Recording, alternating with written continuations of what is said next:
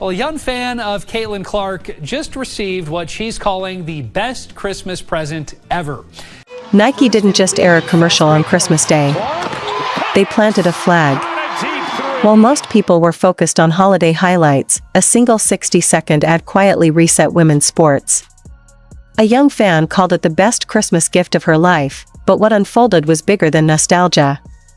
In one sequence after another, global icons challenged Caitlyn Clark to do what shouldn't be possible, and she answered without hesitation. A sold-out crowd in Evanston tonight for the Northwestern women's basketball game against the Iowa Hawkeyes.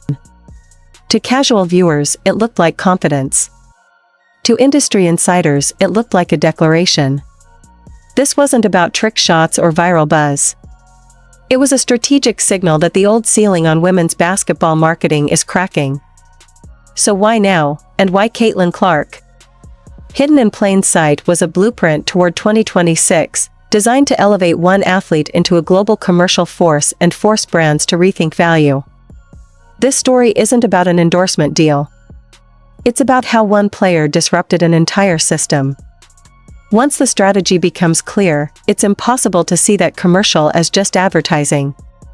It was the opening move of something larger in motion today, before the television cameras, before the packed arenas that spilled into downtown streets, before the merchandise lines and endorsement meetings, there was silence. The kind of silence that only exists in small Midwestern neighborhoods during winter. Snow packed against sidewalks. Wind scraping across open land. And in the middle of it all, a cracked concrete driveway in Iowa where a young girl kept shooting long after everyone else had gone inside. Clark's dad, Brent, knew his daughter as early as 4 years old had a special skill. Long before Caitlyn Clark became a national conversation, she was just a kid refusing to stop. While other children retreated indoors to warmth and comfort, she stayed outside, wrapped in layers, breath visible in the air, repeating the same motion until it burned into her muscles. This wasn't recreation. This wasn't casual practice. This was repetition driven by something deeper than motivation. Something closer to necessity. The cold didn't slow her down. It sharpened her focus. Iowa winters don't ask permission. They test you. The air cuts through gloves. Fingers stiffen. The rim feels unforgiving. And yet she kept going. Shot after shot, sometimes missing badly, sometimes barely grazing the net, but never quitting. Her mother would call her in for dinner, and Caitlyn would bargain for a few more minutes. Those minutes stretched. Food went untouched. Time disappeared. What mattered was the rhythm. The release. The way the ball felt leaving her hands. Somewhere in those endless repetitions, she wasn't just practicing basketball. She was building a relationship with distance. The driveway itself wasn't ideal. It sloped slightly, just enough to distort angles. The three-point arc was incomplete, fading into grass before it finished. Most kids would have accepted it. Good enough. Limitations are easy to live with when you don't believe they matter. But Caitlyn noticed every flaw.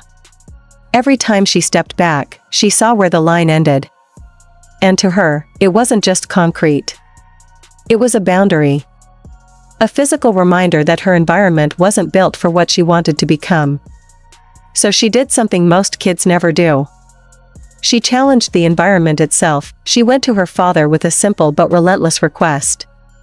Extend the driveway. Complete the arc. Not once. Not twice. Again and again. She argued. She explained. She insisted. Her father, Brent, recognized the look. This wasn't a phase. This wasn't a passing interest. This was a demand from someone who already knew where she wanted to go. Together, they tore up the lawn. Mixed concrete by hand. Poured it themselves. Smoothed it out enough for the ball to bounce true. It wasn't perfect. But it was enough. When they finished, Caitlyn had something rare. A complete three-point line in her own backyard. A private lab where she could test ideas no coach would approve of. That driveway changed everything. Free from instruction, free from correction, she started experimenting. When a shot didn't fall from 15 feet, she didn't move closer. She stepped back. Misses weren't warnings. They were invitations. Each failure pushed her farther from the basket. 18 feet. 21. 24. Beyond the arc. Beyond what made sense. She wasn't chasing efficiency. She was chasing possibility. While most players are taught to master the basics before expanding outward, Caitlyn reversed the order entirely. She built comfort at extreme range first, trusting that everything closer would eventually feel easier. A trip to a WNBA game only accelerated the process. Watching professional women shoot confidently from deep distances flipped a switch. The crowd reaction. The audacity. The freedom. She came home changed.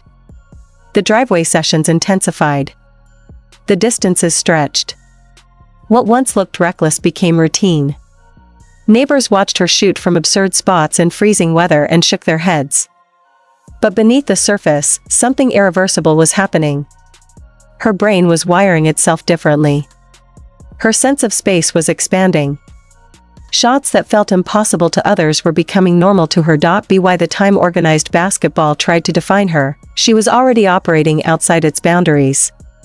Coaches saw flaws. Too small. Too slow. Too reliant on range. Scouting reports questioned her ceiling. They didn't understand what they were seeing. They were measuring her by standards built for a different kind of player. What they missed was that Caitlyn wasn't trying to fit into basketball as it existed. She was quietly preparing to stretch it. Every doubt, every critique, every limitation only reinforced what she already knew. Distance wasn't her weakness. It was her foundation. And that Iowa driveway wasn't just where she practiced. It was where the idea of from anywhere was born. 4 games with that groin injury. Playing 28 minutes tonight. Every level brought the same reaction. Curiosity followed by skepticism. Admiration mixed with doubt. As Caitlyn advanced, the questions grew louder. Could this style work against better defenders?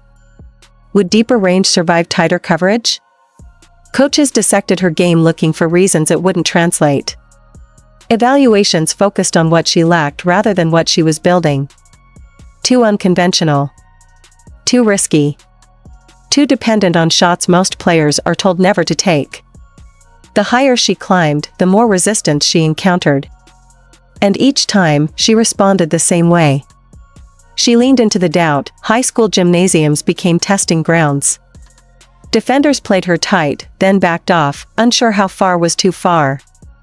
She punished both choices. Teammates watched as shots from well beyond the arc dropped with unsettling regularity. What looked like bad decision-making was actually precision developed over thousands of unseen repetitions. College scouts arrived expecting a novelty. They left confused. This wasn't a hot streak.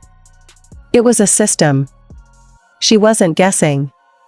She was operating within a range she'd already normalized. Recruiting conversations shifted quickly. Programs that hesitated began calling. Coaches compared notes. Film circulated. The phrase kept coming up. She doesn't play by the line. By the time consensus formed, Caitlyn had already chosen Iowa. Home. The place where her game had been shaped without interference.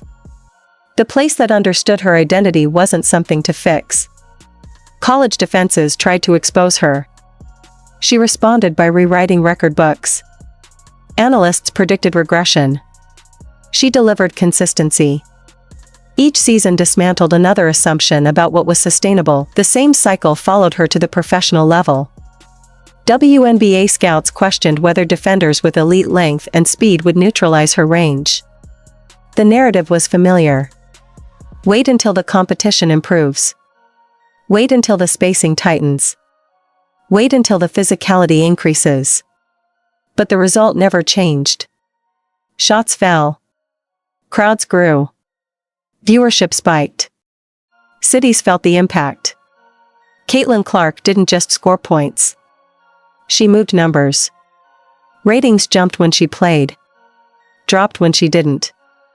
The league watched the data tell a story no argument could counter. Records fell at a pace that felt impossible. Games missed due to injury barely slowed the momentum. Even limited appearances rewrote statistical benchmarks that had stood for years. The conversation around women's basketball shifted in real time. It wasn't about potential anymore. It was about demand. Networks adjusted programming. Advertisers reevaluated assumptions. The presence of one player exposed how artificially low expectations had been set. Then came the commercial. Released on Christmas Day. Not accidentally. Nike doesn't choose that date casually. It's reserved for statements. For athletes who transcend their sport. The structure mirrored Caitlyn's entire journey. One challenge after another. Each skeptic representing a familiar voice she'd heard before. Each shot escalating in difficulty. And every time, the same outcome. Calm. Confidence. Net. The message wasn't subtle. Doubt doesn't stop her. It activates her. The brilliance of the campaign wasn't the celebrities. It was the psychology. Nike didn't invent Caitlyn's story. They documented it. The commercial worked because it reflected reality. Defenders step back, she shoots farther. They step up, she stretches the range again. Pressure doesn't shrink her game. It expands it. The ad captured what years of footage already proved. Limits don't apply the same way to someone who never internalized them, but the final image mattered most. A young girl watching. Recognizing herself. Understanding that distance isn't just physical. It's mental. From anywhere wasn't about geography or court position. It was about permission. Permission to attempt. Permission to imagine. Permission to ignore ceilings imposed by someone else's expectations. Nike didn't sign Caitlyn because she hits deep shots. They signed her because she represents the collapse of a long-standing assumption. That women's sports have limits on scale, impact, and profitability. The numbers confirmed it. Economic impact concentrated around one player. Broadcast competition intensified. The league felt different when she stepped on the floor. This wasn't stardom. It was structural change.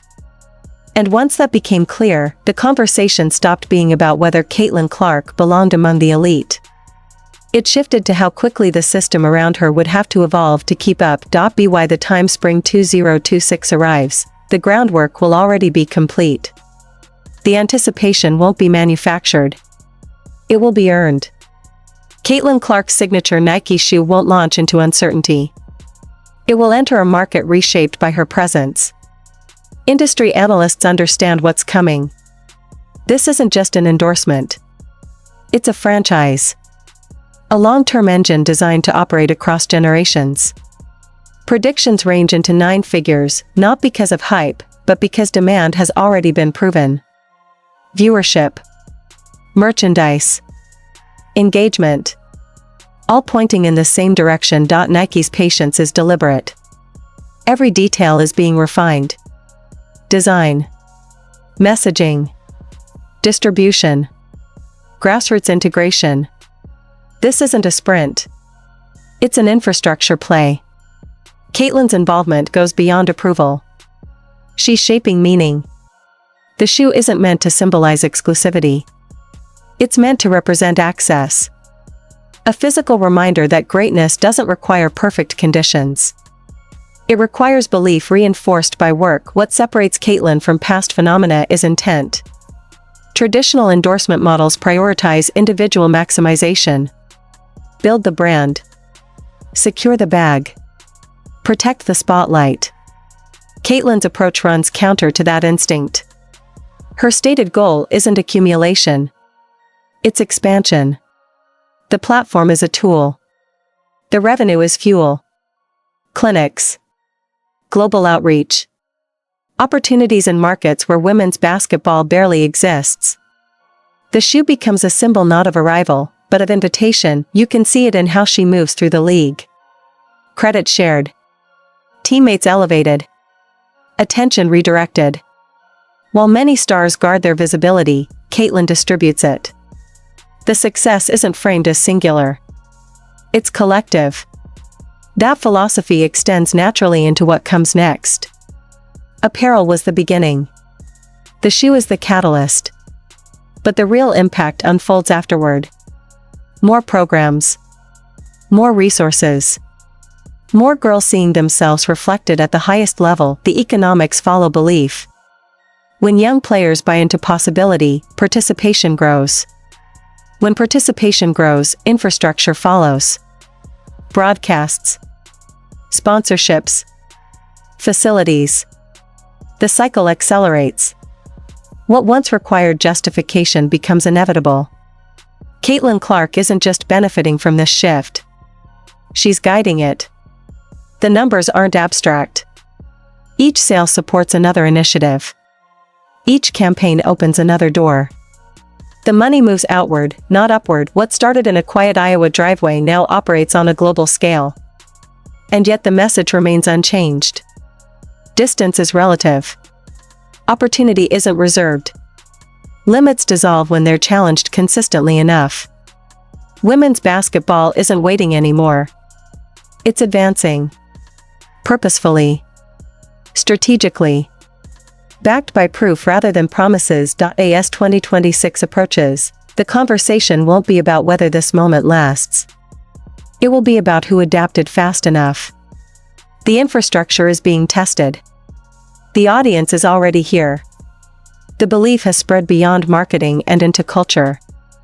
And when the next generation steps onto driveways, courts, and cold concrete corners around the world, they won't be imitating a slogan. They'll be living a standard that was built shot by shot, doubt by doubt, from anywhere. What began as a lone kid chasing shots in an Iowa driveway has grown into a moment forcing an entire sports economy to re-examine what it dismissed for years. This is not simply the emergence of a superstar. It is the collapse of outdated beliefs about reach, relevance, and who gets positioned as unavoidable. An ad, a signature shoe, a season approaching. Each represents another lever pulling the future forward. As 2026 gets closer, women's basketball is no longer waiting to be validated. It's moving with intent, confidence, and evidence that the limits were always artificial. That shift is already underway, irreversible, accelerating, and visible to anyone willing to look closely right now globally. And when the next generation rises up from deep range and empty gyms, neighborhood courts, and frozen driveways around the world, one question will matter more than all the rest. Who is prepared when from anywhere stops being a phrase and becomes the expectation that reshapes the sport forever? Forever. Forever.